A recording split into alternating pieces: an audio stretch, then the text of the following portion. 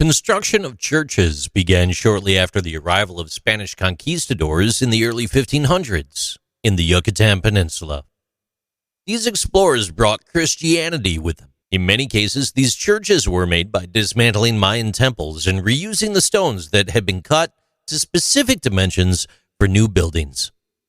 There are still areas where it's possible to find stones that have Mayan carvings on them and how they've been incorporated into the church walls.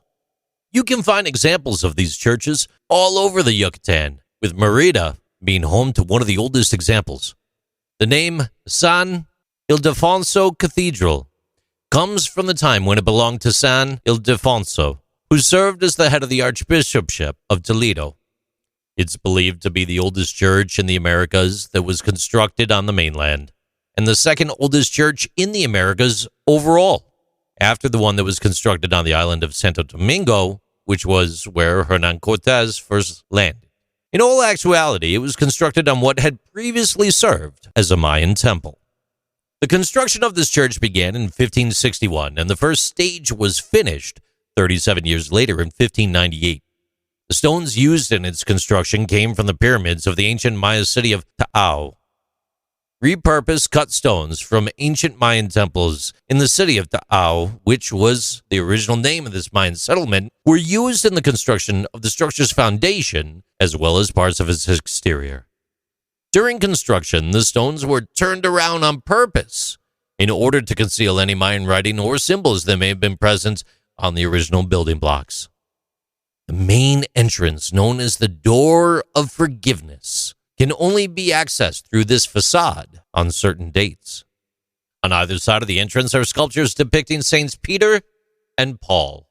On each side of the structure are 4 columns, which represent the 4 apostles who were tasked with the responsibility of preserving and propagating the religion. Franciscan friars used stones taken from nearby Mayan ruins to construct the colonial church of San Antonio de Padua, which dates back to the 16th century and is located in the town of Ticul, Yucatan. In 1618, Jesuits began construction of the Iglesia de Jesus, which was completed in the 17th century. It's the only structure that's been preserved from a group of buildings that once occupied the entirety of a city block.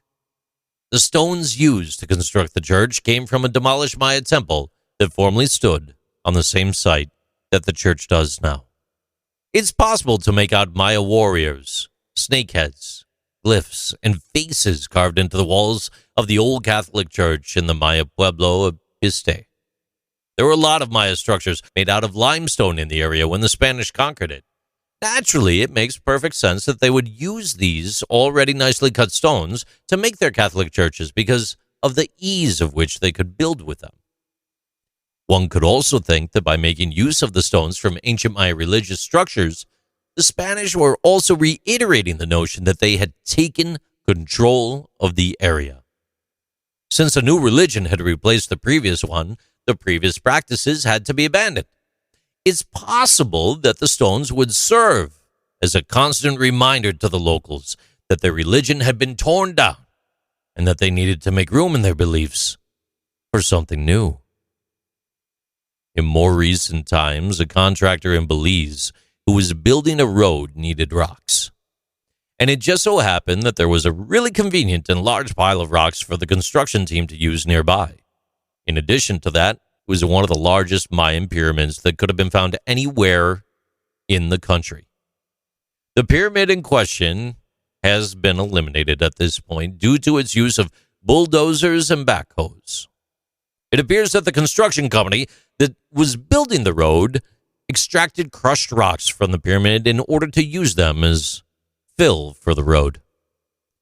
The United Nations Educational, Scientific, and Cultural Organization, UNESCO, which is responsible for managing the world's cultural and natural heritage, maintains its year-round collaboration with local governments while also bringing an increasing number of Mayan historical sites under consideration for protected preservation. These are Interesting Things with JC.